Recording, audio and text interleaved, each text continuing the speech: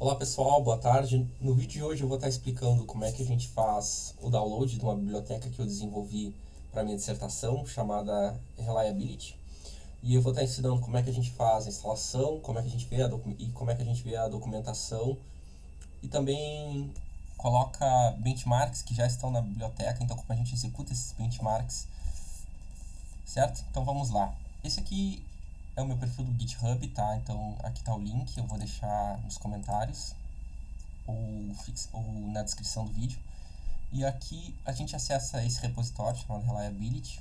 E aqui já tem as instruções iniciais de quais são as funcionalidades, como é que a gente acessa a documentação, como é que a gente faz a instalação. Eu vou estar executando então esse guia de instalação. Eu gosto de um editor que chama VS Code. Aí eu vou estar criando uma pasta aqui só para... Então aqui uma pasta de testes, só para que a gente possa colocar aqui o nosso repositório. Então eu vou aqui, eu vou abrir um terminal, eu vou verificar se eu tenho alguns requisitos instalados. O primeiro é a própria linguagem de programação, que é o Python, né? Então eu venho aqui Python e eu vou ver se eu tenho o Python instalado. Então só usar Python --version. Eu tenho aqui o Python 3.3 instalado no meu computador. E tem uma outra verificação, que é o gerenciador de pacotes do Python, que é o pip. Mas se tu tem o Python, tu vai ter o pip, né? Mas só por via das dúvidas. Então aqui o meu gerenciador de pacotes, o pip está na versão 25.1.1. Isso faz com que eu consiga baixar as minhas dependências, porque eu tenho esse gerenciador de dependências, que já vem no Python. Então tá, dado isso, o guia de instalação, a primeira coisa é clonar o repositório na pasta de interesse. Então eu estou aqui, eu copiei aquele comando, eu vou dar Ctrl V. Eu clonei o repositório. Eu tenho que acessar esse repositório. Eu estou na pasta teste aqui, né? Eu quero ir para a pasta do repositório, que é o segundo comando aqui. Então eu copiei, eu colei. Agora eu tenho que fazer download das minhas dependências. Para baixar as minhas dependências aqui do pacote, tem um arquivo, eu já coloquei todas as dependências nesse arquivo, requirements.txt, aí tem essas 4 dependências aqui. Aí tu acessa esse comando aqui, copia também, e ele vai estar baixando todas as dependências. Como é que eu sei que baixou tudo? Eu posso acessar a lista de dependências que estão instaladas através desse gerenciador de dependências, que é um comando chamado piplist. Então aqui tem que ter os pacotes que são as minhas dependências, né? Então aqui está o NumPy, por exemplo, e os outros estão por aqui também. Agora falta fazer a instalação desse pacote que eu desenvolvi, que é o último comando. Então eu vou aqui, ó, pip install -e, ponto, eu dei um Ctrl C, vou dar um Ctrl V.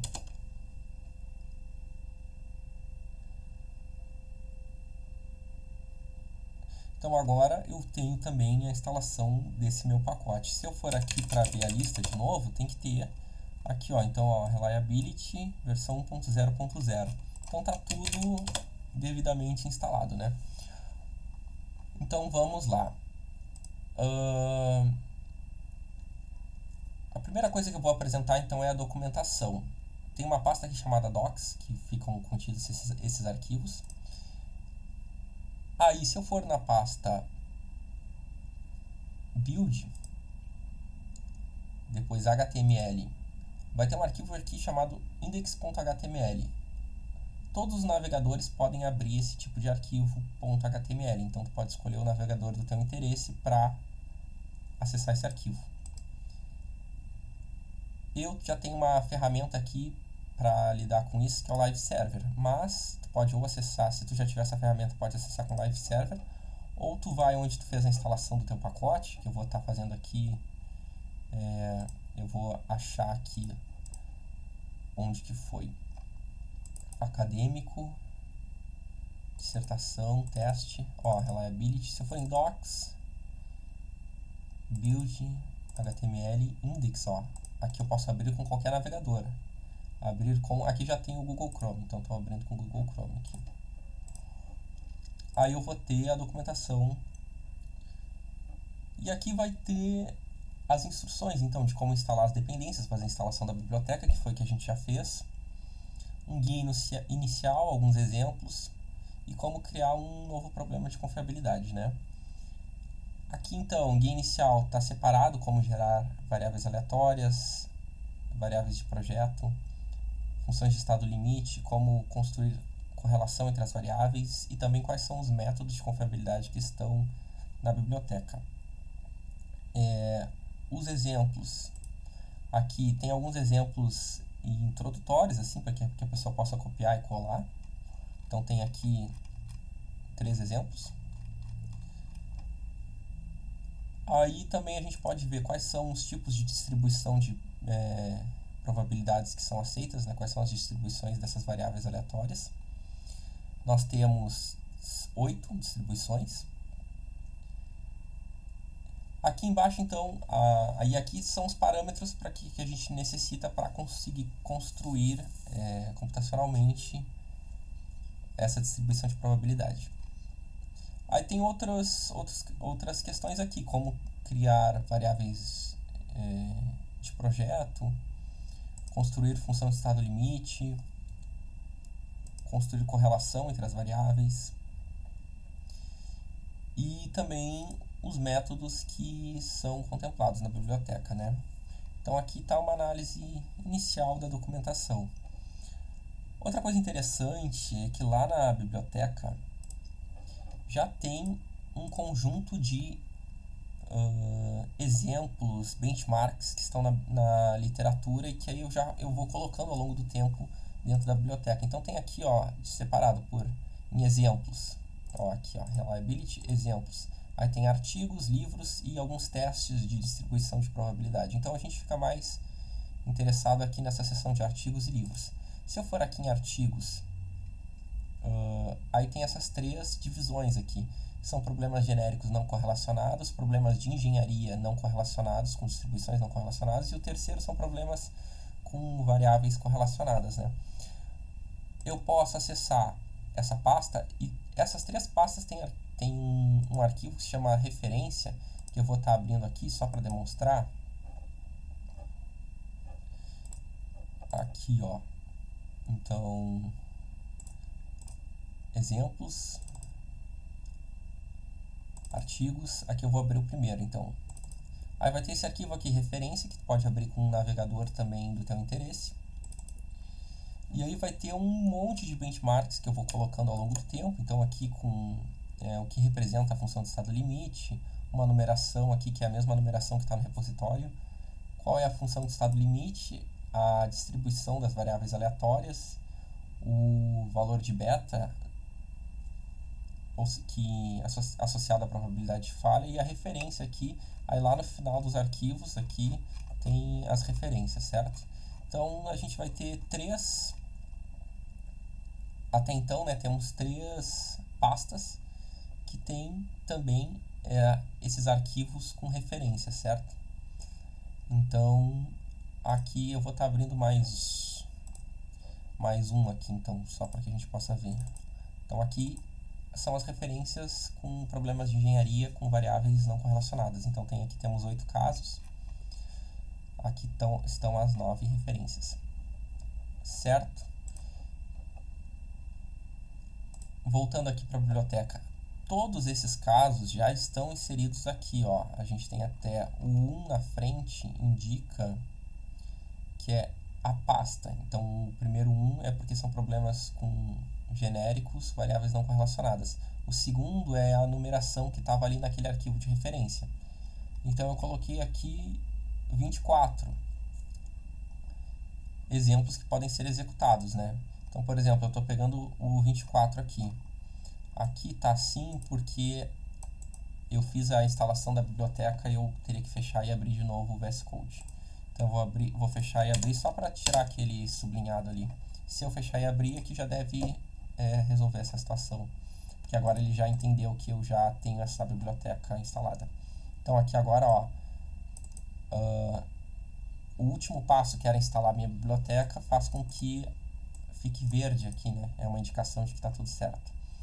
Então, se eu pegar aqui, ó, o exemplo 24, executando Monte Carlo, executar aqui, eu vou ter uma probabilidade calculada a cada ciclo. Ó, eu fiz 192 ciclos, tem uma probabilidade de falha aqui desse valor que está aqui, né? Tem um coeficiente de variação da probabilidade de falha que também está aqui na tela, o beta relacionado. Isso aqui do ciclo, né? Então, o último ciclo, 192, tem aqui, a cada ciclo vai ter um respectivo probabilidade de falha e coeficiente de variação. E eu vou também ter a saída final, que vai me dar o beta final, a probabilidade de falha final, o coeficiente de variação, os números de simulações, certo? E aí, de saída, eu vou ter alguns gráficos, né? Então, aqui, convergência da probabilidade de falha. A cada ciclo, eu vou ter o meu problema convergindo para um determinado valor que é representado por esse gráfico. Então, eu tenho aqui o gráfico da convergência da probabilidade de falha. Se eu fechar o gráfico, abre um novo gráfico, que é o coeficiente de variação da probabilidade de falha. E aqui também a gente vê o valor por ciclo, a cada ciclo, né?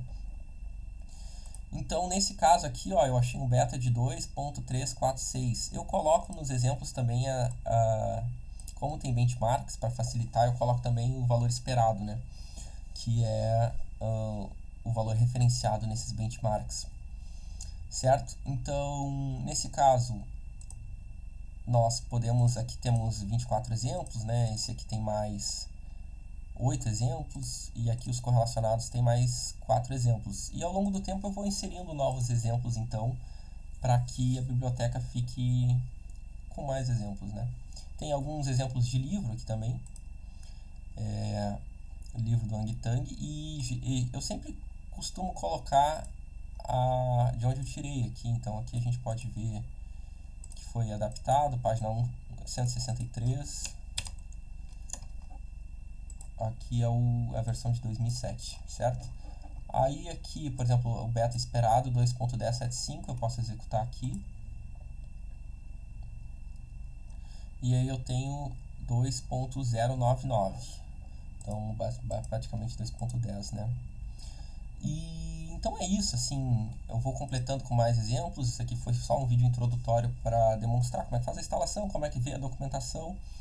Dizer que, para quem tiver interesse, a biblioteca ela é aberta, né? Ela é pública, então sempre tem mais funcionalidades para serem desenvolvidas, né?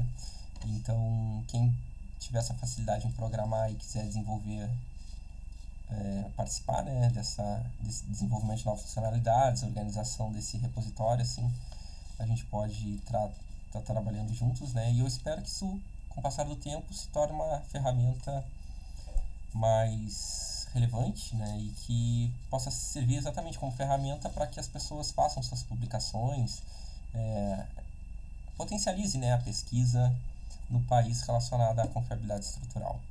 Tá bem? Então, no vídeo de hoje era isso. Obrigado, até mais.